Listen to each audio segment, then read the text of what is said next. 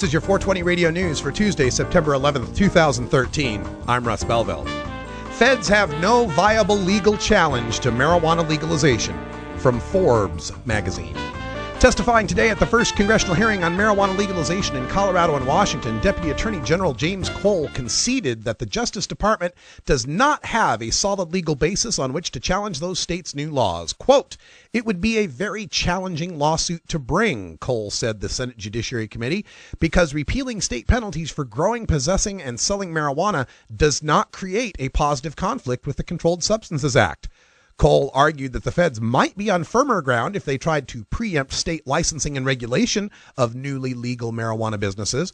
But if such litigation were successful, he said, it could make the situation worse by leaving the industry unregulated.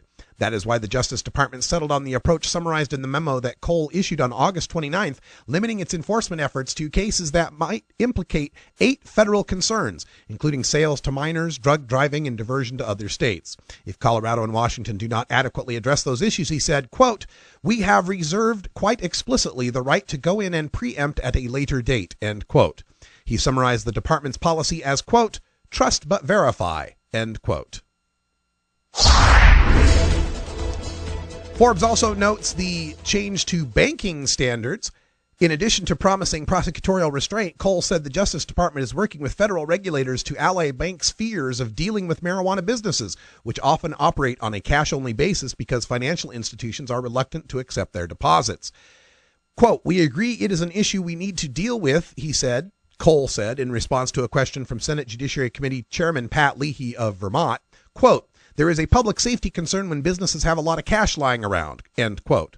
On a related issue, Cole denied reports that the DEA had warned armored car services not to do businesses with marijuana merchants. Quote, "DEA was merely asking questions of the armored car companies as to what their practices are," end quote, he said, adding that the questions came before his memo.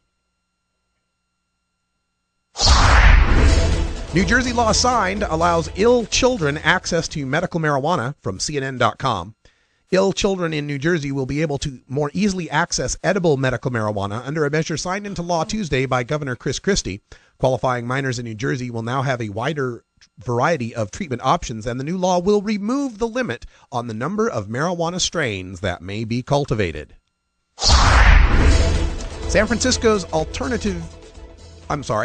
industrial hemp bill passes California Assembly. This from beyondcron.org. Legislation that allows California farmers to be prepared to grow industrial hemp upon federal approval has cleared the Assembly.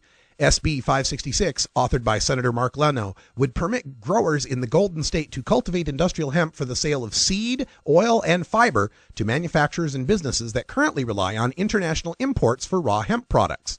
The bill, which is co-authored by Assemblymember Alan Mansour, Republican of Costa Mesa, and has received strong bipartisan support in both houses, would go into effect once the federal government lifts its ban on hemp cultivation. Hunters started Yosemite Inferno, not marijuana growers, from Gawker.com. After initial fictional reports that marijuana was the cause of the devastating High Sierra Inferno that nearly burned up Yosemite National Park, the actual cause has been found. It was a man shooting wildlife in the forest, and his illegal campfire started the 370 square mile rim fire. Now 80% contained, the rim fire burned out of control for 2 weeks. It has cost $72 million so far. But the fire damage to the mountains, forest, wildlife, and watersheds are not included in these figures, because how would you even measure that? The Forest Service has not released the hunter's name, and the sheriff has not arrested him. Marijuana stock scams. Don't let your money go up in smoke. From CNN.com. With medical marijuana now legal in almost 20 states, shares of companies selling anything related to the drug are being touted as the latest hot stocks. While such offers may sound tempting, federal regulators are warning they could actually be pump and dump stock scams. Spam emails related to such schemes, marijuana related or otherwise, have spiked in the past year. The schemes work like this. Fraudsters use emails and posts on social networks to drum up interest in thinly traded stocks with overly optimistic and in some cases false information. Then the price is pumped high, they sell their shares, that is the dump, leaving the original investors high and dry. This has been your 420 Radio News for Tuesday, September 11th, 2013. I'm Russ Belville.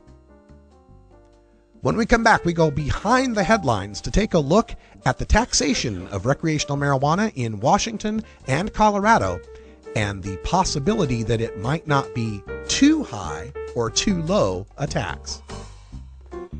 You're listening to The Russ Belville Show on 420radio.org. We'll be right back.